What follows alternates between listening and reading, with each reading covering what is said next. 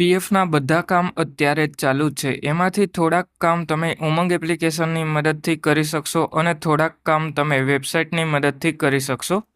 રાધે રાધે મિત્રો, અત્યારે UAN activation process ઉમંગ એપ્લિકેશનમાં ચાલુ થઈ ગઈ અને પીએફના રૂપિયા ઉપાડવા માટે તમે વેબસાઇટની મદદથી પીએફના રૂપિયા ઉપાડી શકો. એટલે હવે સૌથી પહેલાં તો હું તમને ઉમંગ એપ્લિકેશન ઓપન કરી અને યુએએન એક્ટિવેશન કઈ રીતે કરવું એની પ્રોસેસ જણાવી દઉં.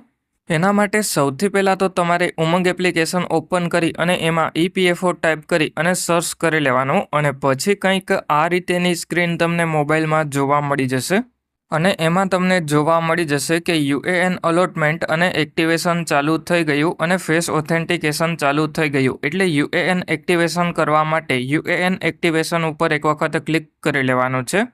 અને જો તમારો યુએએન ઓલરેડી એક્ટિવ થઈ ગયો હોય અને ફેસ ઓથેન્ટિકેશન કરવાનું બાકી હોય તો face authentication of already activated UAN ઉપર ક્લિક કરી લેવાનું.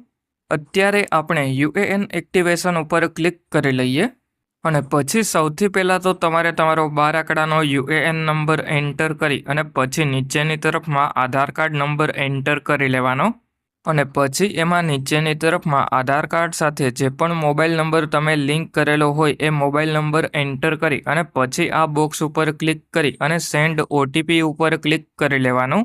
એટલે પછી તમારા મોબાઈલ નંબર ઉપર ઓટીપી આવી જશે. એ ઓટીપી એન્ટર કરી અને સબમિટ કરી અને ફેસ ઓથેન્ટિકેશન કરી લેવાનું. એટલે તમારો યુએએન નંબર એક્ટિવેટ થઈ જશે અને પીએફના રૂપિયા ઉપાડવા માટે તમારે તમારા મોબાઈલમાં કોઈ પણ એક બ્રાઉઝર જેમ કે ક્રોમ બ્રાઉઝર અથવા તો ફાયરફોક્સનું બ્રાઉઝર ઓપન કરી લેવાનું અને પછી એમાં આપણે epfo.gov.in ટાઈપ કરી અને સર્ચ કરી લેવાનું. એટલે પછી ઈપીએફઓની ઓફિશિયલ વેબસાઇટ તમારા મોબાઈલમાં ઓપન થઈ જશે. એટલે પછી વેબસાઇટ ઓપન થઈ જશે અને એમાં તમને જોવા મળી જશે કે વેબસાઇટ અત્યારે અપડેટ થઈ ગઈ છે અને પીએફના રૂપિયા ઉપાડવા માટેના કામ ચાલુ થઈ ગયા છે. એટલે હવે આપણે આ સિમ્બોલ ઉપર એક વખત ક્લિક કરી લેવાનું છે. એટલે જેવા ક્લિક કરીએ એના પછી વેબસાઇટમાં નીચેની તરફમાં આવી અને એમાં તમારે વિડ્રો પીએફમાં એપ્લાય નાવ ઉપર એક વખત ક્લિક કરી લેવાનું છે. એટલા માટે હવે હું એપ્લાય નાવ ઉપર એક વખત ક્લિક કરી લઉં. એટલે જેવા ક્લિક કરીએ એના પછી આપણે મોબાઈલમાં એલર્ટ જોવા મળી જશે. એટલે હવે તમારે આ સિમ્બોલ ઉપર ક્લિક કરી એલર્ટ બેક કરી અને નીચેની તરફમાં 12 આંકડાનો યુએએન નંબર તમારી પગારની સ્લિપમાંથી જોઈ અને એન્ટર કરી લેવાનો છે અને પછી એમાં નીચેની તરફમાં આવી જવાનું છે અને પછી પીએફનો પાસવર્ડ તમે જે પણ સેટ કરેલો હોય એ એન્ટર કરી લેવાનો છે અને પછી એમાં નીચેની તરફમાં આવી અને સાઇન ઇન ઉપર ક્લિક કરી લેવાનું છે. એટલે જેવા સાઇન ઇન ઉપર ક્લિક કરીએ એના પછી આપણા મોબાઈલ નંબર ઉપર ઓટીપી આવી જશે અને જો તમને પીએફનો પાસવર્ડ ભૂલાઈ ગયો હોય તો એમાં નીચેની તરફમાં તમને ફરગટ પાસવર્ડ જોવા મળી જશે. એટલે તમારે ફરગટ પાસવર્ડ ઉપર ક્લિક કરી અને પાસવર્ડ યાદ ના હોય તો પાસવર્ડ બદલાવી લેવાનો. અત્યારે આપણે પાસવર્ડ યાદ હતો એટલા માટે આપણે યુએએન નંબર અને પીએફનો પાસવર્ડ એન્ટર કરી લીધો અને પછી આપણે સાઇન ઇન ઉપર ક્લિક કરી લીધું. એટલે પછી આપણા મોબાઈલ નંબર ઉપર ઓટીપી આવી જશે. એ ઓટીપી આપણે એન્ટર કરી અને ઓટીપી સબમિટ કરી લેવાનો છે અને આ ઓટીપી 5 મિનિટ સુધી જ વેલિડ હોય એટલા માટે આપણે 5 મિનિટની અંદર ઓટીપી એન્ટર કરવો પડે અને પછી સબમિટ કરી લેવાનો. એટલે જેવા તમે સબમિટ ઉપર ક્લિક કરો એના પછી 2-3 એરર જોવા મળી જશે. એમાં તમારે ઓકે ઉપર ક્લિક કરી લેવાનો છે અને પછી જમણી સાઈડમાં તમને તમારી બધી જ ડિટેલ જોવા મળી જશે. એટલે પછી તમારે એમાં ઉપરની તરફમાં આ 3 લાઇન ઉપર એક વખત ક્લિક કરી લેવાનું છે. એટલે જેવા તમે ક્લિક કરો એના પછી એમાં તમારે મેનેજ ઉપર ક્લિક કરી લેવાનું. અને હવે ઘણા લોકોનો એવો પ્રશ્ન હતો કે નોકરી છોડી દીધી હોય એના પછી એક્ઝિટ ડેટ અપડેટ કરવી હોય તો કઈ રીતે કરી શકાય. તો એના માટે મેનેજ ઉપર ક્લિક કરી અને માર્ક એક્ઝિટ ઉપર ક્લિક કરી લેવાનું. અને હવે હું તમને કેવાયસીનો ઇમ્પોર્ટન્ટ પોઈન્ટ જણાવી દઉં. એટલે મેનેજ ઉપર ક્લિક કરી અને કેવાયસી ઉપર જેવા આપણે ક્લિક કરીએ એના પછી આપણે બેંકની કેવાયસી કરી લીધી કે બાકી છે એ તમને જોવા મળી જશે.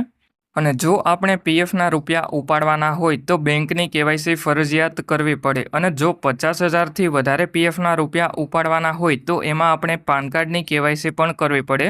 એટલે આપણી બેંકની KYC verified online by bank થઈ ગઈ અને પાન કાર્ડની કેવાયસી અપ્રૂવડ થઈ ગઈ. એટલે હવે ઉપરની તરફમાં આ 3 લાઇન ઉપર ક્લિક કરી ઓનલાઈન સર્વિસીસ ઉપર ક્લિક કરી અને એમાં આપણે ક્લેમ ઉપર ક્લિક કરી લેવાનું. એટલે જેવા આપણે ક્લેમ ઉપર ક્લિક કરી લઈએ એના પછી આપણે જે પણ બેંકની કેવાયસી પીએફ એકાઉન્ટમાં કરેલી હોય એ બેંક એકાઉન્ટ નંબર એન્ટર કરી લેવાનો અને પછી એમાં તમારે ચેક ઉપર ક્લિક કરી લેવાનું. એટલે પછી તમને એમાં વોર્નિંગ જોવા મળી જશે. વોર્નિંગમાં તમારે યસ ઉપર ક્લિક કરી લેવાનું છે અને જેવા તમે યસ ઉપર ક્લિક કરો એના પછી તમારો બેંક એકાઉન્ટ નંબર વેરીફાઈ થઈ જશે અને બેંક એકાઉન્ટ નંબરની બાજુમાં તમને વેરીફાઈડ લખેલું જોવા મળી જશે. એટલે જેવો તમારો બેંક એકાઉન્ટ નંબર વેરીફાઈ થઈ જાય એના પછી એમાં નીચેની તરફમાં આવી જવાનું અને પછી એમાં તમારે પ્રોસીડ ફોર ઓનલાઈન ક્લેમ ઉપર એક વખત ક્લિક કરી લેવાનું છે. એટલે જેવા આપણે પ્રોસીડ ફોર ઓનલાઈન ક્લેમ ઉપર ક્લિક કરી લઈએ એના પછી આપણે એમાં આઈ વોન્ટ ટુ એપ્લાય ફોરમાં સિલેક્ટ ક્લેમ ઓપ્શન ઉપર એક વખત ક્લિક કરી લેવાનું છે. એટલે જેવા આપણે સિલેક્ટ ક્લેમ ઓપ્શન ઉપર ક્લિક કરીએ એના પછી જો આપણી નોકરી ચાલુ હોય અને પીએફના રૂપિયા ઉપાડવાના હોય તો એના માટે પીએફ એડવાન્સ ફોર્મ 31 સિલેક્ટ કરી લેવાનું છે. એટલે જેવું પીએફ એડવાન્સ ફોર્મ 31 સિલેક્ટ કરી લઈએ એના પછી એમાં નીચેની તરફમાં ક્લિક હિયર ઉપર ક્લિક કરી અને આધાર વેરીફાઈડ સર્વિસ તમારે જોઈ લેવાની અને પછી એમાં નીચેની તરફમાં સિલેક્ટ એલિજિબલ સર્વિસમાં સિલેક્ટ સર્વિસ ઉપર ક્લિક કરી અને જે પણ કંપનીના પીએફના રૂપિયા ઉપાડવાના હોય એ કંપની તમારે સિલેક્ટ કરી લેવાની. એટલે જેવી આપણે કંપની સિલેક્ટ કરી લીધી એના પછી એમાં નીચેની તરફમાં પર્પઝ સિલેક્ટ કરવાનું થાય એના માટે સિલેક્ટ એડવાન્સ પેરા ઉપર ક્લિક કરી લેવાનું છે.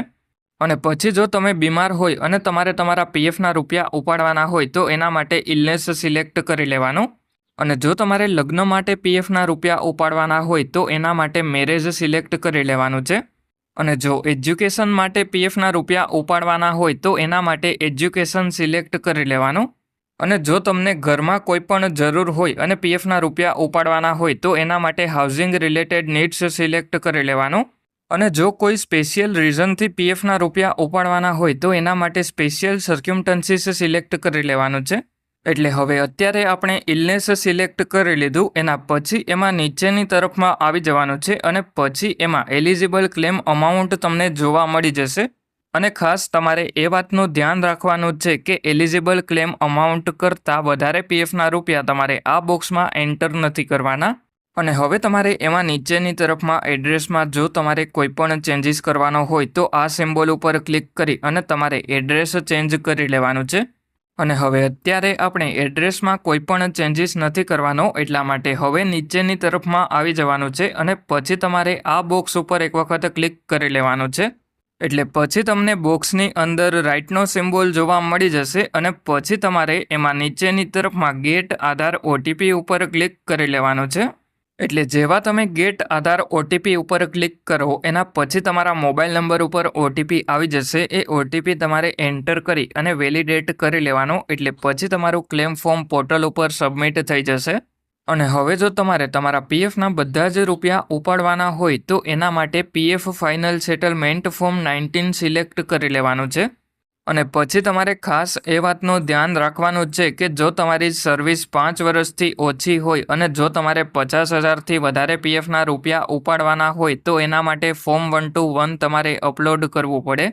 અને હવે અત્યારે આપણે 50,000થી ઓછા પીએફના રૂપિયા થાય એટલા માટે ફોર્મ 121 અપલોડ નહીં કરવું પડે. એટલે હવે એમાં નીચેની તરફમાં આવી અને પછી એડ્રેસમાં કોઈ પણ ચેન્જીસ કરવાનો હોય તો આ સિમ્બોલ ઉપર ક્લિક કરી અને એડ્રેસ ચેન્જ કરી લેવાનું. અને હવે અત્યારે આપણે એડ્રેસમાં કોઈ પણ ચેન્જીસ કરવાનો નથી એટલા માટે નીચેની તરફમાં આવી અને પછી આ બોક્સ ઉપર ક્લિક કરી લેવાનું છે અને પછી એમાં તમારે ગેટ આધાર ઓટીપી ઉપર ક્લિક કરી લેવાનું છે. એટલે પછી તમારા મોબાઈલ નંબર ઉપર ઓટીપી આવી જશે. એ ઓટીપી તમારે એન્ટર કરી અને ઓટીપી સબમિટ કરી લેવાનો એટલે તમારું ક્લેમ ફોર્મ પોર્ટલ ઉપર સબમિટ થઈ જશે. અને હવે જો તમારે તમારા પીએફનું પેન્શન ઉપાડવાનું હોય તો pension withdrawal benefit form 10C તમારે સિલેક્ટ કરી લેવાનું અને પછી એમાં નીચેની તરફમાં આ સિમ્બોલ ઉપર ક્લિક કરી લેવાનું. અને જો તમારે એડ્રેસમાં ચેન્જ કરવાનો હોય તો એડ્રેસ ચેન્જ કરી લેવાનું અને પછી એમાં તમારે નીચેની તરફમાં આવી જવાનું છે. એટલે પછી તમને એમાં ડેટ ઓફ એક્ઝિટ અને રીઝન ઓફ એક્ઝિટ પણ તમને જોવા મળી જશે. એટલે પછી એમાં નીચેની તરફમાં આવી જવાનું છે અને પછી આ બોક્સ ઉપર ક્લિક કરી અને પછી એમાં ગેટ આધાર ઓટીપી ઉપર ક્લિક કરી લેવાનું છે. એટલે પછી તમારા મોબાઈલ નંબર ઉપર ઓટીપી આવી જશે. એ ઓટીપી એન્ટર કરી અને સબમિટ કરી લેવાનો. એટલે તમારું ક્લેમ ફોર્મ પોર્ટલ ઉપર સબમિટ થઈ જશે અને થોડાક દિવસની અંદર બેંક એકાઉન્ટમાં પીએફના પેન્શનના રૂપિયા જમા થઈ જશે. એટલે આ રીતે તમે તમારા મોબાઈલની મદદથી તમારા પીએફના રૂપિયા ઉપાડી શકો. હવે જો કોઈ તમારા મિત્રનું પીએફ એકાઉન્ટ હોય તો એમને પણ આ વિડીયો શેર કરી દેજો, જેથી કરીને એમને પણ મદદ મળે. અને જો તમારે તમારા પીએફનો કોઈ પણ કામ મારી પાસે કરાવવાનું હોય તો મારું જે વોટ્સએપનું ગ્રુપ બનાવેલું છે એની લિંક આ વિડીયોના ડિસ્ક્રિપ્શનમાં જોવા મળી જશે. ત્યાંથી તમે ગ્રુપ જોઈન કરી લેજો.